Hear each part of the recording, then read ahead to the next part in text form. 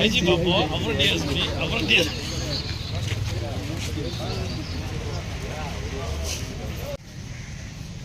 அண்ணேக்கா இது லிட்டரா நான் அந்த ரோஹி மாட்டுக்கு நான் அதை எடுப்பேனா இதை எடுப்பேனா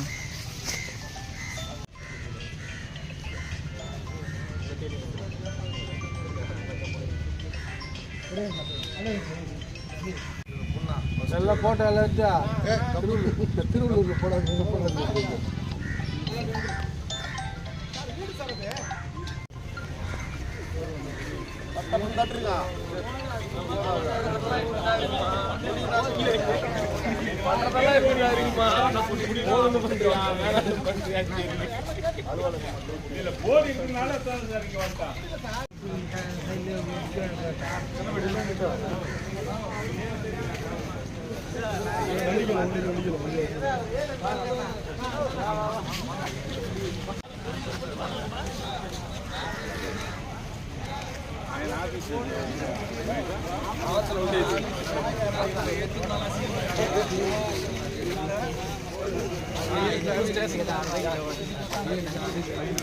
வீட்டுக்கு மேலே தானே ஆஃபீஸு வீட்டுக்கு மேலே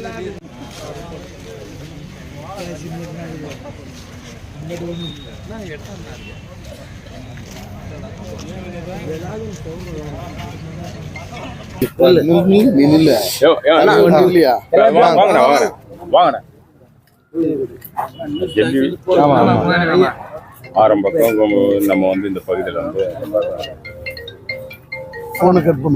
கடந்த 20 ஆண்டுக்கு மேலாக வந்து ஆந்திரா பகுதியிலிருந்து ஜெல்லி, இந்த எம்சாண்டு, அப்புறம் வெட் மிக்ஸ் போன்ற பொருட்கள் எடுத்துகிட்டு வந்து இங்கே கும்மிடிப்பூண்டி, அதே மாதிரி ஆரம்பாக்கம், இது இல்லாத இங்கே இருக்கிற எண்ணூர் துறைமுக மாவட்டம், ரெட் ஹில்ஸ் பகுதி போன்ற பகுதியில் வந்து தொடர்ந்து அந்த பொருட்களை ஜிஎஸ்டி செலுத்தி எடுத்துகிட்டு வந்துட்டு இருந்தாங்க. இப்போது ஒரு 20-25 நாட்களாக இந்த வாகனங்கள் ஆந்திராவிலேருந்து ஜெல்லி போன்ற இந்த வெட் மிக்ஸு, எம்சாண்ட் எடுத்துகிட்டு வர்றதை காவல்துறை தடை செய்திருக்கிறாங்க. ஆனால் இதே பொருள் வந்து வேறு ரூட்டு வந்து வருது, பெரியபாளையம் சைடு வருது. ஏன் இந்த திடீர்னு இந்த தடையை ஏற்படுத்தியிருக்கிறாங்க? நாங்கள் வந்து இந்த பொருள் வந்து இந்த மாவட்டத்தில் ஜெல்லி க்ரஷரே கிடையாது, அதுவும் திருவள்ளூர் மாவட்டம் ரொம்ப கம்மி. இப்போ இதை விட்டோம்னா நாங்கள் வந்து 2 மாவட்டம் தாண்டி திருவண்ணாமலை போய் எடுத்துகிட்டு வர வேண்டாவது. அப்போ இதோடைய காஸ்ட்டு 3 மடங்கு உயருது. அப்போ இந்த திருவள்ளூர் மாவட்டம் கும்மிடிப்பூண்டி எண்ணூர் பகுதி வளர்ச்சி வந்து இது தடை ஏற்படுத்துகிற மாதிரி இருக்குது. ஆகவே இந்த திடீர் தடை எதற்கு? இதற்காக நாங்கள் வந்து மாவட்ட கண்காணிப்பாளர் சந்தித்தோம். அவர் வந்து கனிமவளத்துறை கேட்டு சொல்கிறாங்க. கனிமவளத்துறை டைரக்டர், டெப்டி டைரக்டர் பார்க்கும்போது இதுக்கும் எங்களுக்கும் சம்பந்தம் இல்லை சொல்கிறார். ஆகவே நாங்கள் திங்கட்கிழமை மாவட்ட ஆட்சியரை சந்திக்க இருக்கிறோம். இது நடுவில் இந்த பகுதியை சார்ந்த 500 லாரிகளை நிறுத்தி ஆயிரக்கணக்கான மக்கள், இதனால் லாரி உரிமையாளர், அதை சார்ந்த தொழிலாளர் பாதிக்கப்பட்டிருக்காங்க. எங்களுக்கு இந்த பகுதியில் உண்ணாவிரதம் இருக்க அனுமதி வேண்டும்னு இன்னைக்கு காவல்துறை டிஎஸ்பி பார்க்க வந்திருக்கிறோம். வந்து அந்த அந்த இப்போ இங்கேருந்து கர்நாடகாவுக்கு போகுது, எந்த அனுமதி கிடையாது, எதுவும் கிடையாது. அந்த மாநிலம் வரவேற்குது. அமைச்சர் திரு துரைமுருகன், கனிமவளத்துறை அமைச்சர் கேட்கும்போது அவர்களுக்கு தேவை இருக்குது எடுத்துகிட்டு போகிறாங்கன்ற. இப்போ நம்மளுக்கு தேவை இருக்குது எடுத்துகிட்டு வரோம். இது வந்து ஜிஎஸ்டி கட்டி தான் எடுத்துகிட்டு வரோம். அப்போ இந்த ஜிஎஸ்டி கட்டி பண்ணலான்ற சிஸ்டமு வந்துடுச்சு, இந்தியா முழுக்க இருக்குது. அப்போ இதை ஏன் தடை செய்ய வேண்டும்?